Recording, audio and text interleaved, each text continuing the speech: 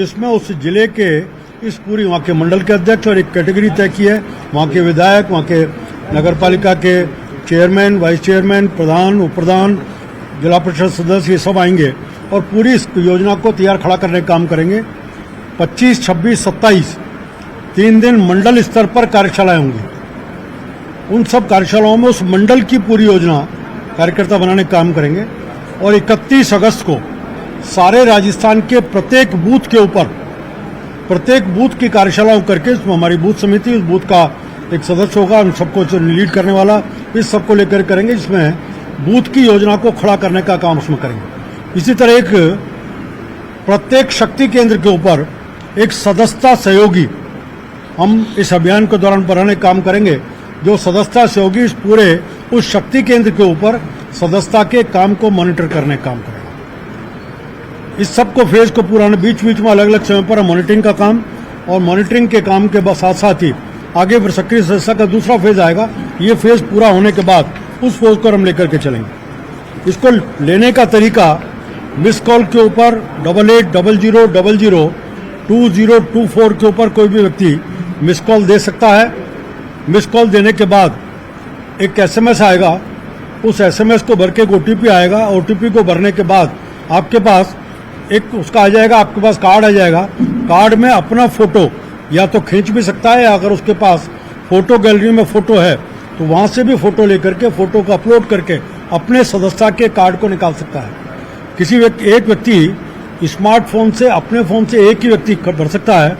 किसी के पास स्मार्टफोन नहीं है तो भारतीय जनता पार्टी के कार्यकर्ता जिसके पास है उससे, या किसी स्थान पर एक परिवार के पास नहीं है तो मैनुअली भी एक फॉर्म को साथ कार्यकर्ता रखेंगे पूरे अभियान के दौरान। उस फॉर्म को पूरा फिलअप करा के, जिसमें नाम, उम्र, पता, सारी जानकारी, उस पते के साथ पिन कोड, इस सारी जानकारी को प्रत्येक मंडल पर कंप्यूटर में फीड करेंगे, जो बीजेपी केंद्रीय कार्यालय जाएगा। उसके बाद वहां से लिंक आएगा, उसको मेंबरशिप का नंबर वहां से जारी होगा। ऐसे जिसको ऑनलाइन है वो भी, और कहीं ऑनलाइन के कारण दिक्कत है, नेट नहीं मिलता है किसी कारण से, उसको भी हम इस सारे अभियान में ले सकते हैं। इसको निकालने की चीज़ है। इस पूरे अभियान में मैंने जैसे बताया कि 19 से 21 तक प्रदेश स्तर की कार्यशाला, 22 अगस्त को सदस्यता अभियान की घोषणा राष्ट्रीय स्तर पर होगी। 22 से 24 जिला स्तर की कार्यशालाएं, 25 से 27 तक मंडल स्तर की कार्यशालाएं, 31 को बूथ स्तर पर कार्यशालाएं आयोजित होंगी। अभियान में अलग अलग मोर्चों को भी हमने तय किया है। 24 से 30 अगस्त को प्रत्येक मोर्चे की राष्ट्रीय कार्यशालाएं इसमें रहने वाली हैं। 21 सितंबर को, इससे पहले 1 से 24 से 30 मोर्चों की राष्ट्रीय कार्यशाला, 1 से 25 सितंबर सदस्यता अभियान का पहला चरण पूरा करेंगे। 21 सितंबर को पूरे प्रथम चरण का जो काम पूरा होगा उसकी समीक्षा एक बार, तो उसमें दूसरा चरण शुरू करने से पहले समीक्षा कितनी हुई, कहाँ पहुंचे, कहाँ नहीं पहुंचे, इसको पूरे को असेसमेंट करेंगे।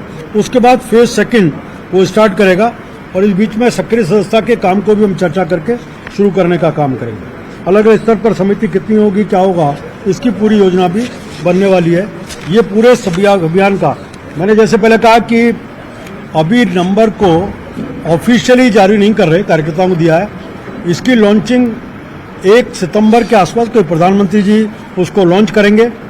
2 और 3 को राज्यों में, जहाँ राज्य में हमारी सरकार है, वहाँ मुख्यमंत्री को सदस्य बना करके प्रदेश अध्यक्ष को और नीचे को। आइए भाई साहब, आइए ना। इसके बाद आपका कौन? आपका 2 घंटे वेट में आगे अभी आ गए, मैं आ गया। 2 घंटे वेट किया बाहर, आपका मैसेज भी किया तो मिला मैसेज भी करवाया था, वैसा बाहर नहीं आए क्या? वो संगठन का निर्देश है, नहीं आना। पूरा कर लो। तो मैंने जैसे कहा कि 1 तारीख को प्रधानमंत्री जी को सदस्य बना करके राष्ट्रीय स्तर पर लॉन्चिंग होगी। 2 और 3 में राज्यों को लॉन्चिंग, जहां हमारी सरकार है, मुख्यमंत्री को सदस्य बनाएंगे। नीचे फिर प्रदेश अध्यक्ष और प्रदेश के बड़े नेताओं को 4 और 5 को प्रत्येक जिले में एक प्रेस कॉन्फ्रेंस करके जिलों के स्तर पर इस सदस्यता के अभियान की लॉन्चिंग करने का काम पार्टी का चलेगा। इस संबंध में मुझे जानकारी देनी थी। आपका कोई प्रश्न हो तो उसको मैं प्रयास करूंगा समाधान। वैसे कार्यशाला में कुछ जो नेता आए थे, कुछ गैर मौजूदगी भी रही, कोई आगे भी चले, इसको लेकर भी प्रभारी जी नाराजगी जताई। संगठन का काम है और संगठन के काम में कल एक बहुत बड़ा पर्व रक्षाबंधन का हुआ है। इस कारण से उस सब के बाद भी हमारी जो अपेक्षा थी उसके लगभग 70% लोग आज इस बैठक में थे। कुछ लोगों ने अपने कारण, जैसे उदयपुर की विशेष स्थिति के कारण से उदयपुर देहात उनको हमने छूट दे रखी थी।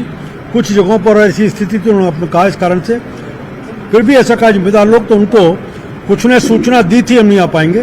कोई नहीं आ पाए तो उन्होंने कहा कि प्रदेश अध्यक्ष जी पूछें ऐसा क्या कारण था, नहीं आए उसकी बात है। गोविंद डोनाल्ड ने आरोप लगाया कि राजस्थान की जो कानून व्यवस्था है वो ध्वस्त हो गई है और सरकार ने आपको चीज नहीं पूछी। देखिए, राजस्थान को 5 साल तक राजस्थान की जनता ने देखा है कि किस प्रकार से कानून व्यवस्था को पूरी तरह से उस समय की सरकार ने पैरों से रौंदने का काम किया था। हम जगह जगह देख रहे थे। अभी राजस्थान में पिछले दिसंबर में सरकार बदलने के बाद भजनलाल जी के नेतृत्व में एक प्रभावी कार्रवाई लॉ एंड ऑर्डर के ऊपर सरकार लगातार कर रही है।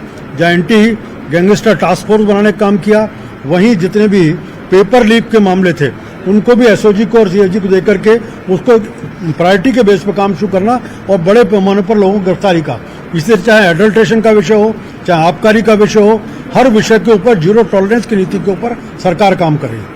अजमेर का जो बहुचर्चित ब्लैकमेल कांड हुआ था उसके आरोपियों को आजीवन कारावास की सजा सुनाई है। मैंने देखा 6 लोगों को आजीवन कारावास की सजा हुई है।